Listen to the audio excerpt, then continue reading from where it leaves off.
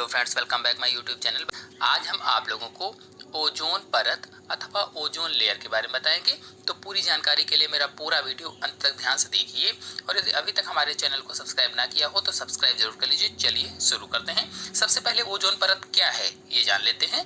तो वायुमंडल के ऊपरी भाग समतापमंडल अथवा स्ट्रेटोस्फीयर में ऑक्सीजन के 3 परमाणु वाले अणु पाए जाते हैं जिन्हें ओजोन कहते हैं। यदि आप लोग वायुमंडल की परतों, क्षोभमंडल, समतापमंडल आदि के बारे में नहीं जानते हैं तो मैंने पिछले वीडियो में वायुमंडल की सभी परतों के बारे में डिटेल से समझाया था। आप लोग मेरे चैनल पर जाकर के देख सकते हैं। तो वायुमंडल की दूसरी परत समतापमंडल है और समतापमंडल में ओजोन परत पाई जाती है, इसीलिए समतापमंडल को ओजोन मंडल भी कहा जाता है। तो समतापमंडल में ही ओजोन परत पाई जाती है। बता दें कि सामान्य रूप से ऑक्सीजन द्विपरमाणविक अणु के रूप में होती है। अगर सामान्य रूप से देखा जाए तो जो ऑक्सीजन होती है वो द्विपरमाणविक अणु के रूप में होती है, अथवा कहें तो O2 के रूप में पाई जाती है। O2 के रूप में हम लोग जानते हैं कि ये ऑक्सीजन है।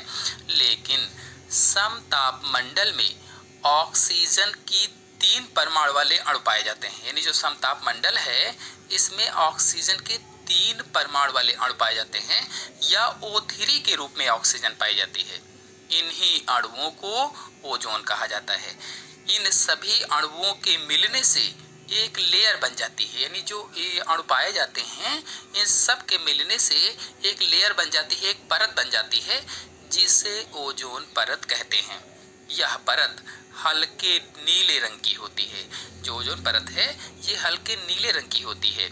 यह परत सूर्य से आने वाली हानिकारक परावैंगनी किरणों को पृथ्वी तक जाने से रोकती है। अर्थात जो सूर्य से खतरनाक अल्ट्रावायलेट रेज निकलती हैं इनको ओजोन परत पृथ्वी तक आने नहीं देती है, बल्कि सूर्य से आने वाली इन हानिकारक परावैंगनी विकिरणों को अवशोषित कर लेती है, अपने अंदर सोख लेती है, जिससे पृथ्वी के जीवों की सुरक्षा होती है। यानी ये जो हानिकारक परावैंगनी किरणें हैं पृथ्वी के जीवों को बहुत ज़्यादा नुकसान पहुंचा सकती हैं। तो इनको ये क्या करती है, ओजोन परत अपने में अवशोषित कर लेती है, तो ये पृथ्वी तक नहीं आ पाती हैं।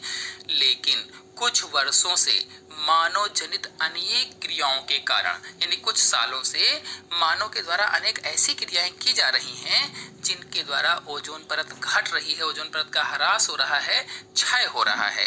तो पिछले कई सालों से मनुष्य की बहुत सी क्रियाओं के कारण कुछ जैसे केमिकल वायुमंडल में बढ़ रहे हैं, यानी ऐसी क्रियाएं करते हैं कि जिसकी वजह से केमिकल वायुमंडल में बढ़ गए हैं, जिससे ओजोन परत खत्म हो रही है, ओजोन का क्षय हो रहा है।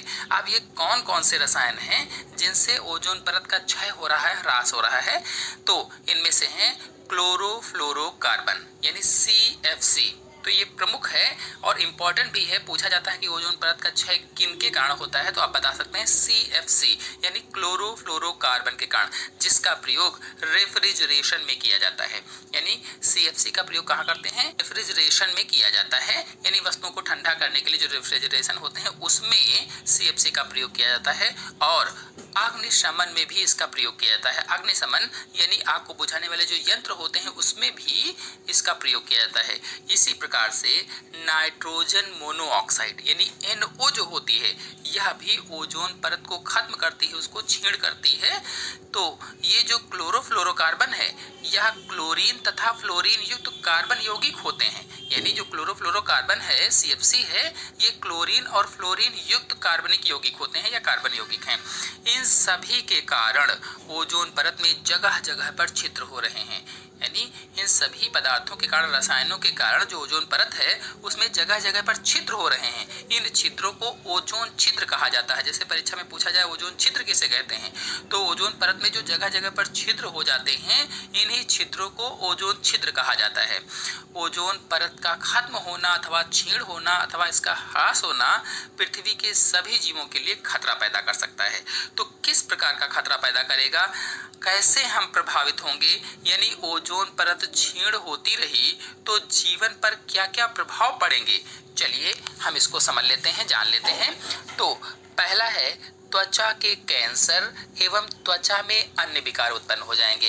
यानी यदि अल्ट्रावायलेट रेज हमारे त्वचा पर पड़ी तो क्या होगा कि त्वचा कैंसर हो सकता है और त्वचा के अन्य विकारों में जैसे सूजन आ सकती है और त्वचा में जलन हो सकती है या जल भी सकती है त्वचा, तो इस तरह से हो जाएंगे। और फिर दूसरा है नेत्रों के कार्निया स्तर को धीरे धीरे अपारदर्शी कर देता है। यानी नेत्रों में जो कार्निया का स्तर होता है वो धीरे धीरे अपारदर्शी हो जाएगा और जब अपारदर्शी हो जाएगा तो अंधापन विकसित हो जाएगा, यानी हम देख नहीं पाएंगे।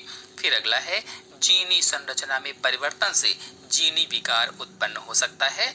यानी हमारी जो जीनी संरचना है उसमें भी परिवर्तन हो सकता है। यदि अल्ट्रावायलेट रेज हमारे ऊपर पड़ती रहीं तो जीनी विकार उत्पन्न हो सकते हैं। यदि जीन के बारे में आप नहीं जानते हैं तो मेरे चैनल में फुल वीडियो अपलोडेड है, आप लोग जाकर के देख सकते हैं। जेनेटिक पर पूरे वीडियो मैंने अपलोड कर रखे हैं। फिर अगला है अल्ट्रावायलेट विकिरण प्रतिरक्षा तंत्र को छीण करता है। यानी जो हमारे शरीर के इम्यूनिटी सिस्टम है, जो प्रतिरक्षा तंत्र है, जो रोगों से लड़ने की क्षमता है, उसको ये छीण करता है, उसको ये कम करता है। फिर अगला है अल्ट्रावायलेट प्रकाश की अधिक मात्रा से जलीय जीव जंतुओं पर प्रतिकूल प्रभाव पड़ता है, जिससे खाद्य विचलित हो जाती है। जो खाद्य श्रृंखलाएं होती हैं वो विचलित हो जाती हैं। यानी जो अल्ट्रावायलेट रेज आएंगी पृथ्वी तक, जब ओजोन परत खत्म हो जाएगी, छीण हो जाएगी जगह जगह पर, तो अल्ट्रावायलेट रेज नीचे तक आएंगी, जिससे जो जल के जीव जंतु हैं, जो जल के जीव जंतु पाए जाते हैं, उनमें जो खाद्य श्रृंखलाएं होती हैं वो विचलित हो जाएंगी, ठीक से नहीं चल पाएंगी। फिर अगला है इन विकिरणों के कारण वायुमंडल पर वर्षा का पैटर्न बदल जाता है। यानी सही समय से वर्षा नहीं होगी, उसका वर्षा का जो पैटर्न है जब जब होती है वो सब इधर उधर हो जाएगा, बदल जाएगा।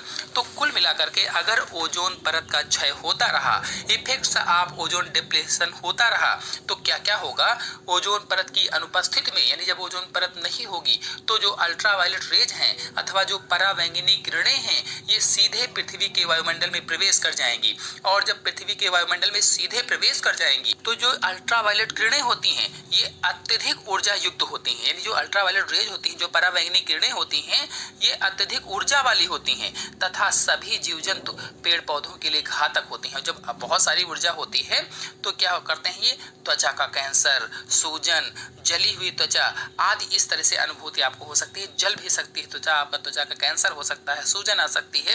तो आनुवांशिक पदार्थ डीएनए में अवांछित परिवर्तन भी हो सकते हैं। यानी जो आपका आनुवांशिक पदार्थ जो जीन है उसमें भी परिवर्तन हो सकते हैं अवांछित, यानी जो हम नहीं चाहते हैं ऐसे परिवर्तन हो सकते हैं, ऐसे घातक परिवर्तन हो सकते हैं। इससे ल्यूकीमिया भी हो सकता है। यानी ल्यूकीमिया भी आपको हो जाएगा, एक प्रकार का कैंसर होता है।